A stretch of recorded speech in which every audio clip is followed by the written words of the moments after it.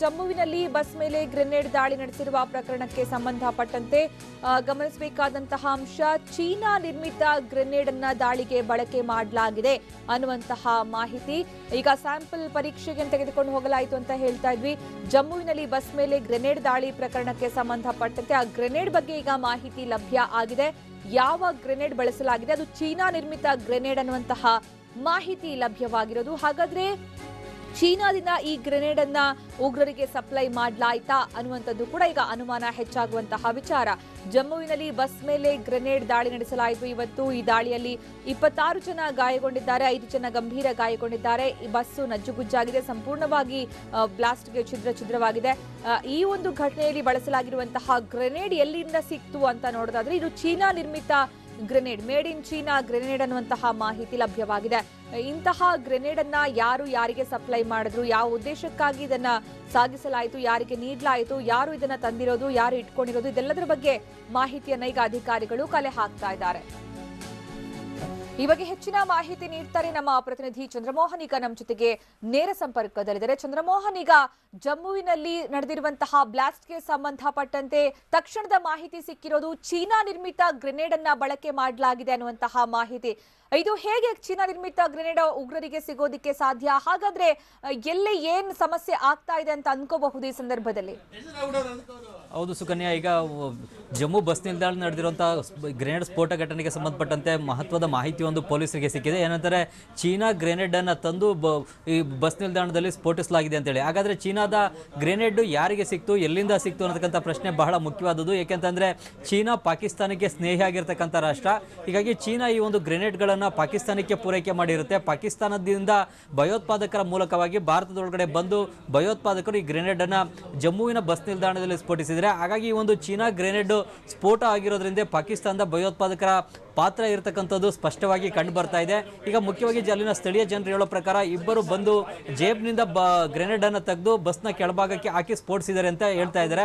ಇದರಿಂದಾಗಿ ಪ್ರಾರಂಭದಲ್ಲಿ ಜನ ಏನಾದರೂ ಬಸ್ ಟೈರ್ಗಳು ಸ್ಫೋಟ ಆದವು ಅಂತ ಅನ್ಕೊಂಡ್ರು. ಆದರೆ ಸ್ಫೋಟದ ತೀವ್ರತೆಯ ಬಳಿಕ ಜನರಿಗೆ ಗೊತ್ತಾಗಿದ್ದು ಇದು ಒಂದು ಗ್ರೆನೇಡ್ ಸ್ಫೋಟ ನಡೆದಿದೆ ಅಂತೇಳಿ. ಇದರಿಂದಾಗಿ ಈಗ 28 ಜನ ಗಾಯಗೊಂಡು ಜಮ್ಮುವಿನ ಮೆಡಿಕಲ್ ಕಾಲೇಜು ಮತ್ತು ಆಸ್ಪತ್ರೆಗೆ ದಾಖಲಾಗಿ ಚಿಕಿತ್ಸೆಯನ್ನು ಪಡಿತಾ ಇದ್ದಾರೆ. 5 ಮಂದಿಯ ಸ್ಥಿತಿ ಕೂಡ ಗಂಭೀರವಾಗಿದೆ. ಹಾಗಾಗಿ ಒಂದು ಗ್ರೆನೇಡ್ ಸ್ಫೋಟದ ಹಿಂದೆ ಪಾಕಿಸ್ತಾನದ ಭಯೋತ್ಪಾದಕರ ಕೈವಾಡ ಇರತಕ್ಕಂಥದ್ದು, ಪಾತ್ರ ಇರತಕ್ಕಂಥದ್ದು ಕೂಡ ಸ್ಪಷ್ಟವಾಗಿ ಮೇಲ್ನೋಟಕ್ಕೆ ಕಂಡು ಬರ್ತಾ ಇದೆ. ಈಗಾಗಲೇ ಜಮ್ಮು ಕಾಶ್ಮೀರದ ಪೊಲೀಸರು ಕೂಡ ಓರ್ವ ಶಂಕಿತ ವ್ಯಕ್ತಿಯನ್ನು ತಮ್ಮ ವಶಕ್ಕೆ ತೆಗೆದುಕೊಂಡಿದ್ದಾರೆ. ಆದರೆ ಮತ್ತೊಬ್ಬ ವ್ಯಕ್ತಿ ಸ್ಥಳದಿಂದ ಪರಾರಿಯಾಗಿದ್ದಾನೆ. ಆತನನ್ನು ಕೂಡ ಈಗ ಬಂಧಿಸಲಿಕ್ಕಾಗಿಯೇ ಪೊಲೀಸರು ಕೂಡ ಶೋಧ ಕಾರ್ಯಾಚರಣೆ ನಡೆಸ್ತಾ ಇದ್ದಾರೆ. ಮುಖ್ಯವಾಗಿ ಕಳೆದ ತಿಂಗಳು 14ನೇ ತಾರೀಕು ಪುಲ್ವಾಮಾದಲ್ಲಿ ಸಿಆರ್ಪಿಎಫ್ ಯೋಧರ ಮೇಲೆ ಆದಿಲ್ ಅಹಮದ್ ದರ್ ಅನ್ನೋ ಭಯೋತ್ಪಾದಕ ತನ್ನ ವಾಹನವನ್ನು ಡಿಕ್ಕಿ ಹೊಡೆಸಿ ಸ್ಫೋಟವನ್ನು ನಡೆಸಿದ. ಅದಾದ ಬಳಿಕ ಕಳೆದ ತಿಂಗಳು 26ನೇ ತಾರೀಕು ಭಾರತ ಪಾಕಿಸ್ತಾನದ ಬಾಲ್ಕೋಟ್ನ ಮೇಲೆ ಏರ್ ಸ್ಟ್ರೈಕ್ ಅನ್ನು ನಡೆಸಿತು. ಈ ಏರ್ ಸ್ಟ್ರೈಕ್ ಅನ್ನು ನಡೆಸಿದ ಬಳಿಕ ಪಾಕಿಸ್ತಾನ ಸೇನೆ ಇಲ್ಲವೇ ಪಾಕಿಸ್ತಾನದ ಬೆಂಬಲಿತ ಭಯೋತ್ಪಾದಕರು ಭಾರತದಲ್ಲಿ ದೊಡ್ಡ ಮಟ್ಟದ ಸ್ಫೋಟವನ್ನು, ವಿಧ್ವಂಸಕ ಕೃತ್ಯವನ್ನು ನಡೆಸಬಹುದು ಅನ್ನೋ ಒಂದು ಶಂಕೆ ಕೂಡ ಇತ್ತು. ಈ ಕಾರಣಕ್ಕಾಗಿಯೇ ಇಂಟೆಲಿಜೆನ್ಸ್ ಏಜೆನ್ಸಿಗಳು ಕೂಡ ಜಮ್ಮು ಕಾಶ್ಮೀರದಿಂದ ಕನ್ಯಾಕುಮಾರಿಯವರೆಗೆ ಹೈ ಅಲರ್ಟ್ ಅನ್ನು ಘೋಷಿಸುವಂತೆ ಎಲ್ಲ ರಾಜ್ಯ ಸರ್ಕಾರಗಳಿಗೂ ರಾಜ್ಯದ ಪೊಲೀಸ್ ಇಲಾಖೆಗಳಿಗೂ ಕೂಡ ಸೂಚನೆಯನ್ನು ಕೂಡ ನೀಡಿದ್ವು. ಜಮ್ಮುವಿನಲ್ಲೂ ಕೂಡ ಹೈ ಅಲರ್ಟ್ ಅನ್ನು ಘೋಷಣೆ ಮಾಡಲಾಗಿತ್ತು. ಮುಖ್ಯವಾಗಿ ಪುಲ್ವಾಮಾ ದಾಳಿಯ ಬಳಿಕ ಜಮ್ಮುವಿನಲ್ಲಿ 4 ದಿನಗಳ ಕಾಲ ಕರ್ಫ್ಯೂ ಅನ್ನು ಕೂಡ ವಿಧಿಸಲಾಗಿತ್ತು. 4 ದಿನಗಳ ಕಾಲ ಸಂಪೂರ್ಣವಾಗಿ ಜಮ್ಮು ನಗರವೇ ಸಂಪೂರ್ಣ ಸ್ತಬ್ಧ ಆಗಿತ್ತು. ವ್ಯಾಪಾರ ವಹಿವಾಟುವನ್ನು ಕೂಡ ಸಂಪೂರ್ಣ ಸ್ತಬ್ಧ ಮಾಡಲಾಗಿತ್ತು. ಸಾರಿಗೆ ಸಂಚಾರ ಕೂಡ ಸಂಪೂರ್ಣವಾಗಿ ಬಂದ್ ಆಗಿತ್ತು. ಹೀಗಾಗಿ ಜಮ್ಮುವಿನ ಜನ ಸಂಪೂರ್ಣವಾಗಿ ಭಾರತೀಯ ಭದ್ರತಾ ಪಡೆಗಳಿಗೆ ಬೆಂಬಲ ವ್ಯಕ್ತಪಡಿಸತಕ್ಕಂಥ ಜನ ಯಾವುದೇ ಕಾರಣಕ್ಕೂ ಕೂಡ ಪ್ರತ್ಯೇಕತಾವಾದಿಗಳಿಗಾಗಲಿ ಇಲ್ಲವೇ ಪಾಕಿಸ್ತಾನ ಬೆಂಬಲಿತ ಭಯೋತ್ಪಾದಕರಿಗಾಗಲಿ ಬೆಂಬಲವನ್ನು ಕೊಡೋದಿಲ್ಲ. ಹೀಗಾಗಿನೇ ಈ ಒಂದು ಜಮ್ಮು ಜನರನ್ನೇ ಟಾರ್ಗೆಟ್ ಮಾಡಿ ಇವತ್ತು ಜಮ್ಮು ಬಸ್ ನಿಲ್ದಾಣದಲ್ಲೇ ಇವತ್ತು ಮಧ್ಯಾಹ್ನ 12:15 ವೇಳೆಗೆ ಈ ಒಂದು ಗ್ರೆನೇಡ್ ಸ್ಫೋಟವನ್ನು ನಡೆಸಲಾಗಿದೆ. ಈ ಒಂದು ಗ್ರೆನೇಡ್ ಸ್ಫೋಟ ನಡೆಸಿದಂತಹ ವ್ಯಕ್ತಿಗಳಿಗಾಗಿಯೇ ಈಗ ಜಮ್ಮುವಿನ ಪೊಲೀಸರು ಕೂಡ ತೀವ್ರವಾದಂತಹ ಶೋಧ ಕಾರ್ಯಾಚರಣೆಯನ್ನು ಕೂಡ ನಡೆಸ್ತಾ ಇದ್ದಾರೆ. ಭಯೋತ್ಪಾದಕರು ಯಾವಾಗಲೂ ಕೂಡ ಬಸ್ ನಿಲ್ದಾಣ ಇಲ್ಲವೇ ಮಾರ್ಕೆಟ್ಗಳು, ಶಾಪಿಂಗ್ ಮಾಲ್ಗಳು ಈ ರೀತಿಯಾದಂತಹ ಜನನಿಬಿಡ ಸ್ಥಳಗಳನ್ನೇ ಆಯ್ಕೆಯನ್ನು ಮಾಡಿಕೊಂಡು ಅಂತಹ ಸ್ಥಳಗಳಲ್ಲೇ ಬಾಂಬ್ ಸ್ಫೋಟವನ್ನು, ಗ್ರೆನೇಡ್ ಸ್ಫೋಟವನ್ನು ನಡೆಸ್ತಾರೆ. ಇದು ಜನನಿಬಿಡ ಸ್ಥಳಗಳಲ್ಲಿ ಸ್ಫೋಟಗಳನ್ನು ನಡೆಸಿದ್ರೆ ಹೆಚ್ಚು ಮಂದಿಯ ಸಾವು ನೋವಿಗೆ ಕಾರಣ ಆಗ್ಬೋದು ಅನ್ನತಕ್ಕಂಥದ್ದು ಭಯೋತ್ಪಾದಕರ ಪ್ಲಾನ್. ಈ ಕಾರಣಕ್ಕಾಗಿಯೇ ಜನನಿಬಿಡ ಸ್ಥಳಗಳಲ್ಲಿ ಹೆಚ್ಚಿನ ಭದ್ರತೆಯನ್ನ, ಕಟ್ಟೆಚ್ಚರವನ್ನು ಕೂಡ ವಹಿಸಲಾಗುತ್ತೆ. ಇದೇ ಜಮ್ಮು ಬಸ್ ನಿಲ್ದಾಣದಲ್ಲೇ ಈ ಹಿಂದೆ 2 ಬಾರಿ ಕೂಡ ಸ್ಫೋಟ ನಡೆದಿತ್ತು.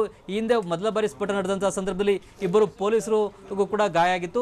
ಇನ್ನೊಂದು ಬಾರಿ ಸ್ಫೋಟ ನಡೆದಂತಹ ಸಂದರ್ಭದಲ್ಲಿ ಯಾವುದೇ ಅನಾಹುತ ಸಂಭವಿಸಿರಲಿಲ್ಲ. ಆದರೆ ಈ ಬಾರಿ 26 ಮಂದಿ ಮಂದಿ ಗಾಯಗೊಂಡು ಆಸ್ಪತ್ರೆಗೆ ದಾಖಲಾಗಿದ್ದಾರೆ. 5 ಮಂದಿಯ ಸ್ಥಿತಿ ಕೂಡ ಚಿಂತಾಜನಕವಾಗಿದೆ. ಸಾವು ನೋವಿನ ನಡುವೆ 5 ಮಂದಿ ಹೋರಾಟ ನಡೆಸ್ತಾ ಇದೆ ಅಂತೇಳಿ ಪೊಲೀಸರು ಕೂಡ ತಿಳಿಸಿದ್ದಾರೆ. ಈಗ ಈ ಒಂದು ಸ್ಫೋಟ ನಡೆಸಿದಂತಹ ಒಂದು ಶಂಕೆಯ ಆಧಾರದ ಮೇಲೆ ಓರ್ವ ವ್ಯಕ್ತಿಯನ್ನು ಕೂಡ ವಶಕ್ಕೆ ಪಡೆಯಲಾಗಿದೆ. ಆದರೆ ಈಗ ಮತ್ತೊಬ್ಬ ವ್ಯಕ್ತಿಗಾಗೂ ಕೂಡ ಪೊಲೀಸರು ತೀವ್ರವಾಗಿ ಶೋಧ ಕಾರ್ಯಾಚರಣೆಯನ್ನು ಕೂಡ ನಡೆಸ್ತಾ ಇದ್ದಾರೆ.